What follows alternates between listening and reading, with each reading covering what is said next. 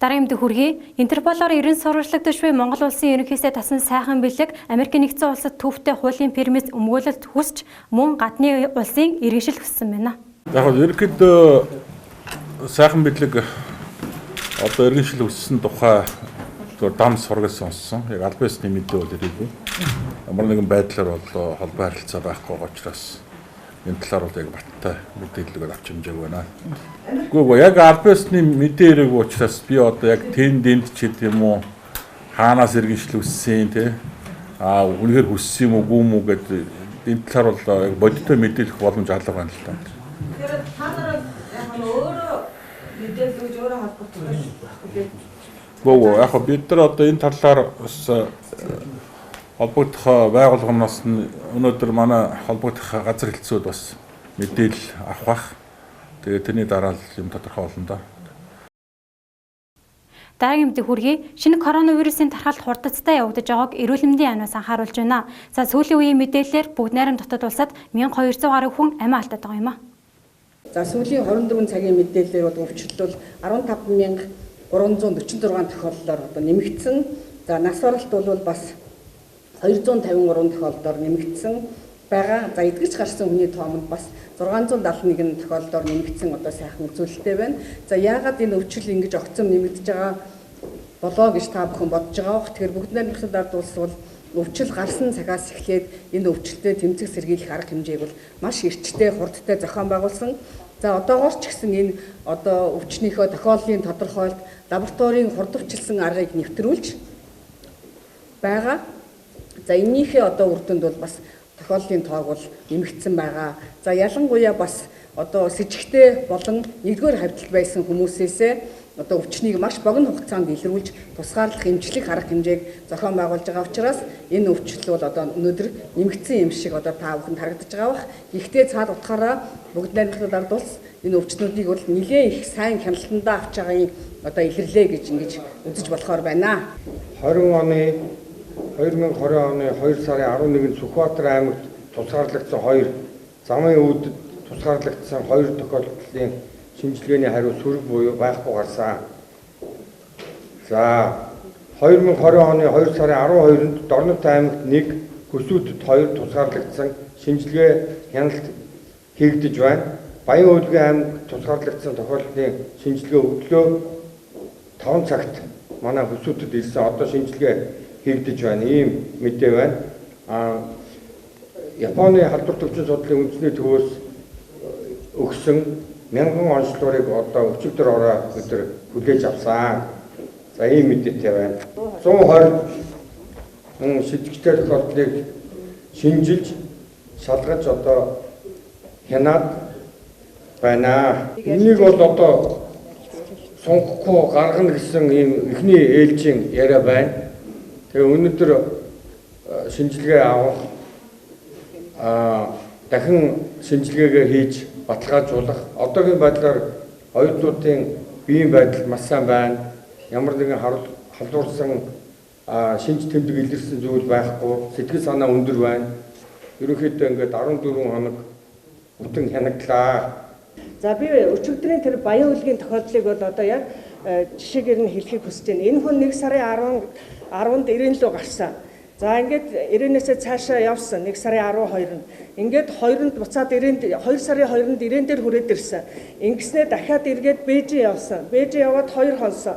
За ингээд эргээд 2 сарын 4-нд Бээжингээс 90 дээр ирээд 90-ээс 5-нд нааша хилээр гараад ингээд гарч ирээд гэтээ 48 хүнтэй автобусаар ингээд гарч ирсэн. Замын үүдээр 3 хонсон.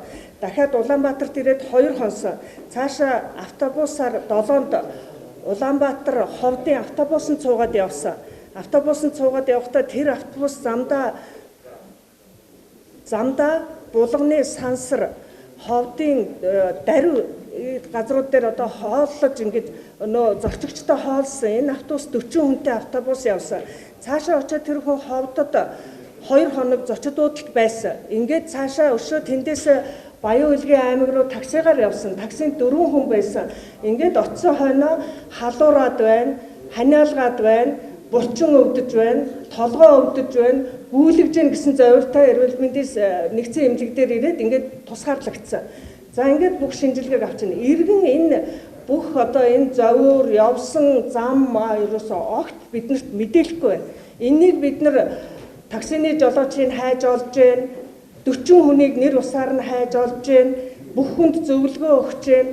Ингээд зөвхөн нэг тохиолдол төр гэхэд бид нар Ховд аймаг, Говьалтай аймаг, Баян Улгийн аймаг, Улган аймаг, Дорноговь аймаг, Төв аймгийн энэ бүх аймагуудын эрүүл мэндийн салбар энэ дээр ажиллаж байна.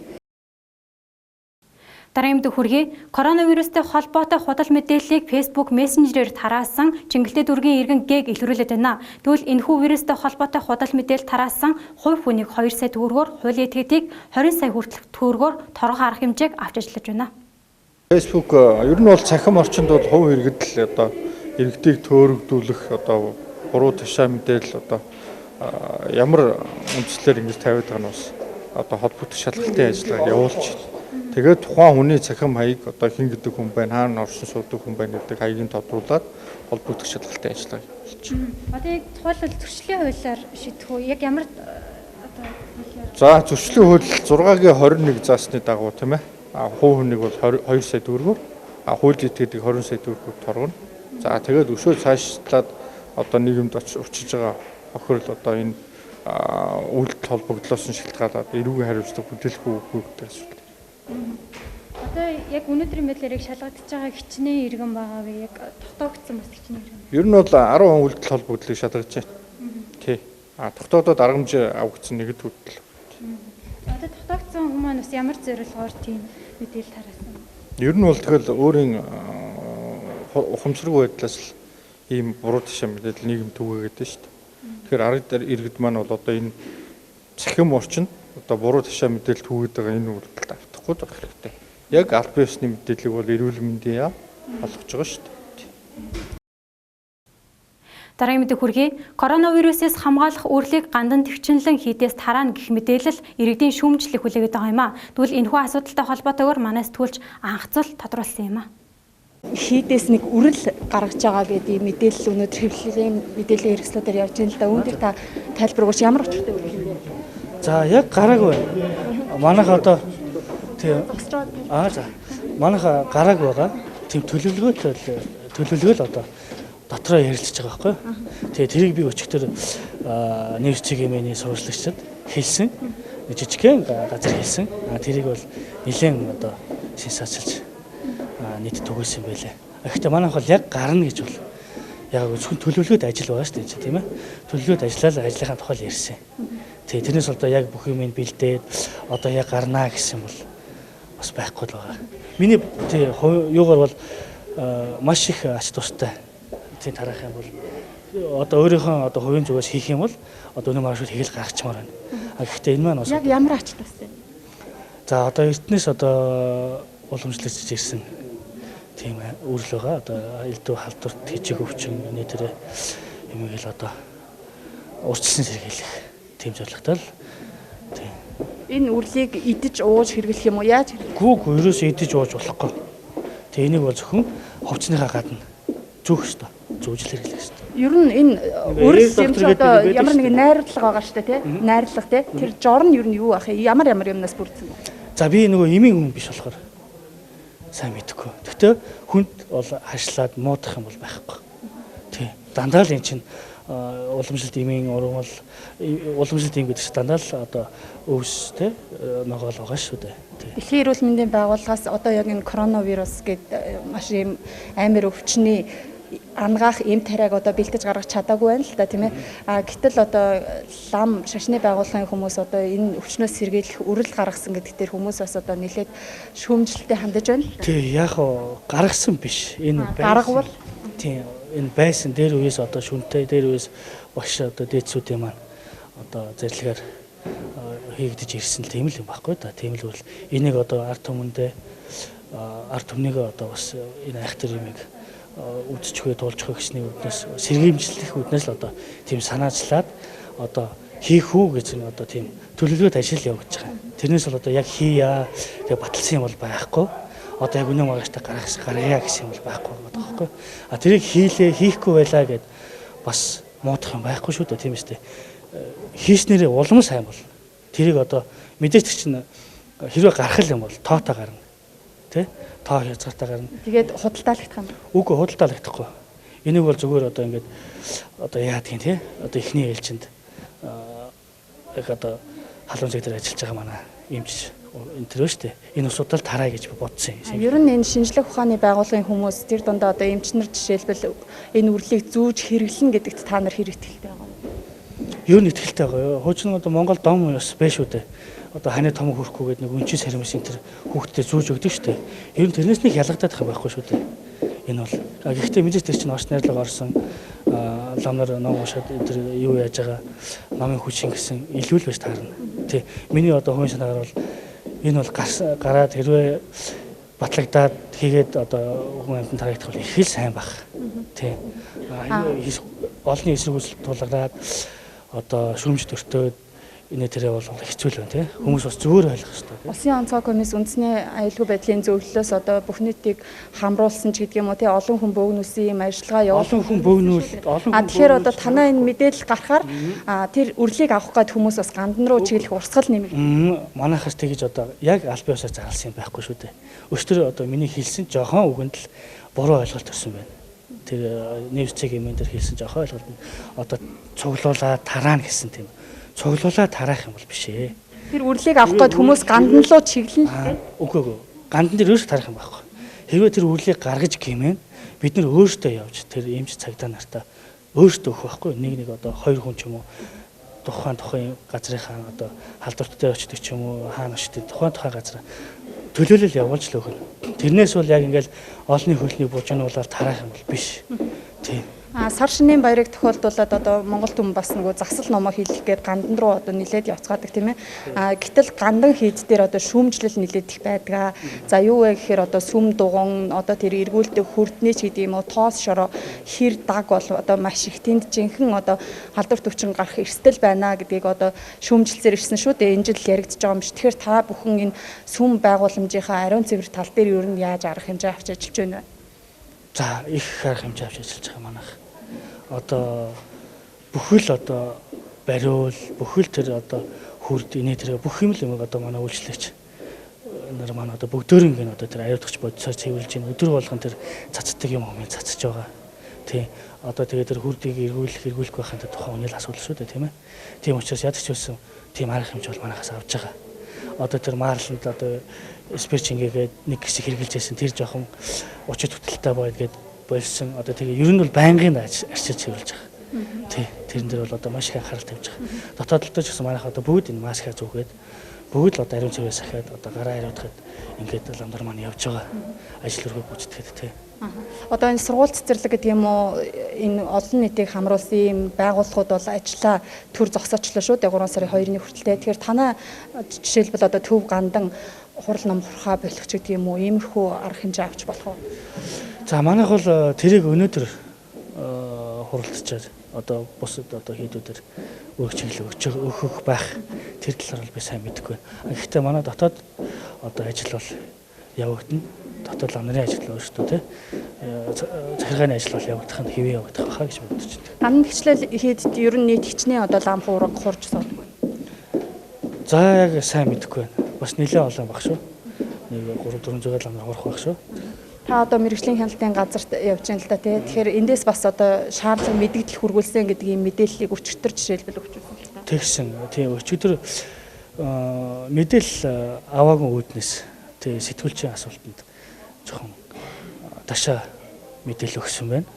Тий одоо сүм хийдүүдэд одоо хүн амьтан цуглуулах, ард түмний цуглуулах одоо ерөнхийлөгч царилэг одоо нийтийн тийм зайлаг гарсан юм байна. Тэрийг одоо бюронд шийдэж танилцлаа. Тий. Тэгээ мдэггүй болмоос хэлсэн байна. Тийм учраас улсууд маань өөрсдөө дотоод тунгаж бодох байлгүй дээ. Тэр үрэлт тэгэхээр ер нь гарахгүй гэж ойлгох уу? Яаж ойлгох вэ? За миний хувийн бодол би хувь хүнээсээ бол би гаргачмаар л байна. Яагаад гэх юм бол энэ маань ач тустай би өөрөө итгэл үнэмшилтэй хүн учраас энэ бол ач тусаа өгөх л гэж би бодож байна. Тэгээ улсууд маань хэрвээ шүүмжлээд мэдээж тэр чинь авч хэрэглэсэн бол албагүй шүү дээ. Тийм ээ. Шүүмжлээд нэтер байх юм бол заавал авч ирэх албагүй шүү дээ. Чинь мэдээж гарах юм бол тоо хэмжээтэй л гарна. Тэг угаасаа хөрөлцөхгүй тийм ээ.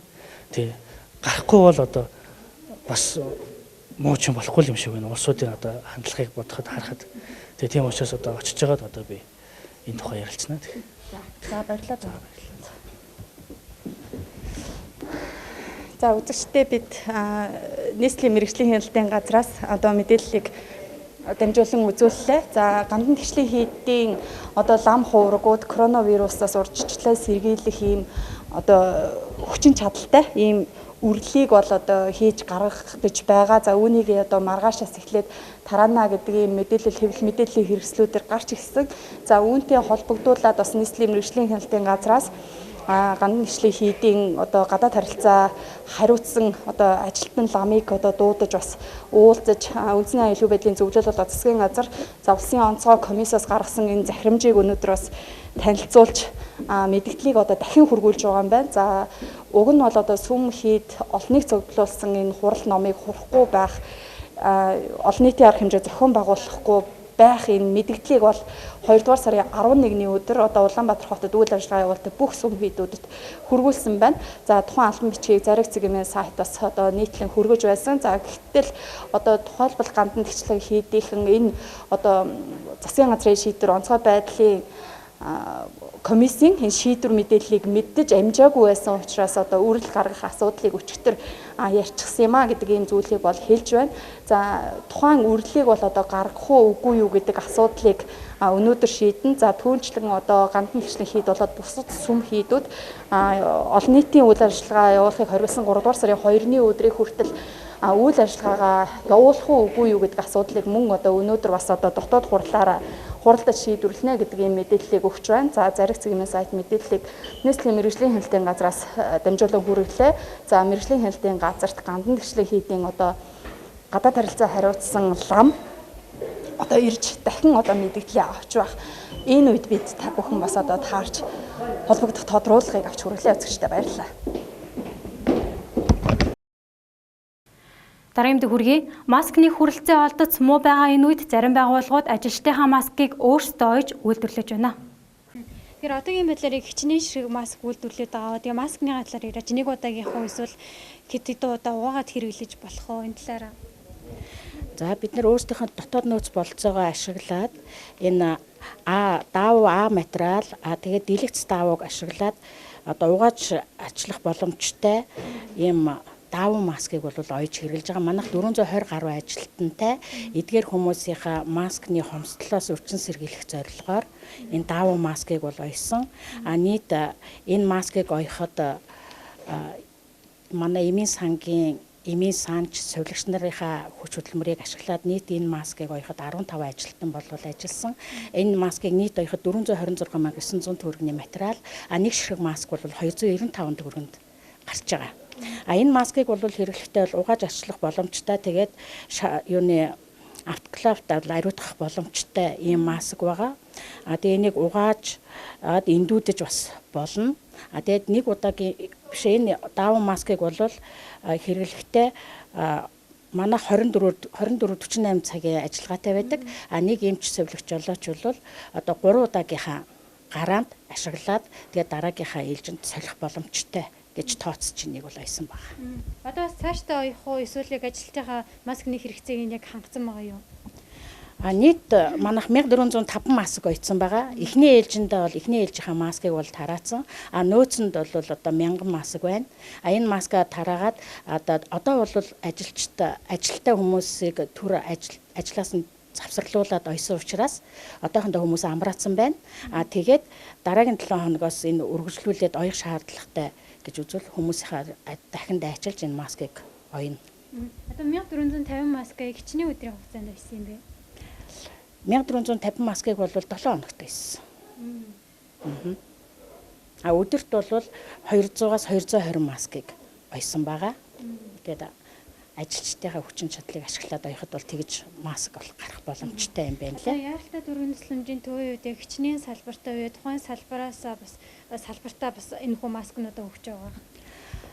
Манайх нийтдээ нийслэлийн хэмжээнд үйлчилдэг байгууллага 6 салбартай 6 салбарт ажиллаж байгаа нийт эмч сувилагч жолооч тэгээд туслах ажилтнууд байгаа. Тэр бүгдийнхаа одоо маскаар хангаж өгч байгаа. Мэдээж л яаралтай төрийн төсөлмжийн төвхний хувьд бол хүмүүстэй анх өвчтөн хүмүүстэй бол анх харьцаж байгаа хүмүүс шүү дээ тий. Тэгэхээр бас мэдээж сонор сэрэмжтэй байх хэрэгтэй үүднээс ингэж хийсэн юм байна тий. Тий, ер нь бол яг одоо Монгол улсад болон дэлхийн хэмжээнд ч гэсэн одоо нэг удаагийн хэрэглээний маскын хомсдол ер нь үүсгэнэ гэдгийг бол сонсоод бид нар ер нь дотооддоо энэ даван маскыг ойж хүмүүсийнхээ хэрэгцээг хангах зөв зүйтэй юм байна гэдэг шийдвэрийг гаргаад энэ маскыг бол ойсон. Тэр нь ч бас яг тийм зүйтэй асуудал болоод одоо тэгээд ямар ч байсан маскаар бол таслахгүй хүмүүсээ хангаад ажиллаж байна. Одоо энэ цэвэрлэгчдийн зүгээс л ойж байгаа үед ачаал нь бас хэр байна ойход маск ойход.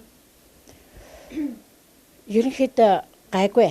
Өөрсдөө одоо өөрсдийнхөө хэмжээнд байгаа гэрээсээ энэ төр өөрсдийнхөө машиныг авчираад тэгээд ерөнхийдөө совилогч эмийн санд совилогч нар маань ер нь энэ хэрэгцээг хангахын тулд ажлынхаа яг амарч байгаа өдрүүдтэй өөрсдийнхөө санаачлагаар ирээд ингээд ойсон. Тэгээд манай хүмүүс бол нэг хүн бол өдөртөө нэг 200-аас 220 маск гарна гэдэг чинь нэг хүн чинь нэг 50 маскыг бол 5-аас 6 машинтай ажиллаж байгаа. Тэгээд нэг хүнээс бол нэг 50 маск бол өдөртөө очиж байгаа. Өдрийн 8 цагаар ажиллуулахад. Тэсэд бас албан байгууллагуудтай хандаж юу гэж уриалж хэлмээр байна. Бас нилээдгүй 40 мянга гаруй хүн бол энэ вирусын халдварыг авчирсан нэлээд ноцтой биш шүү дээ.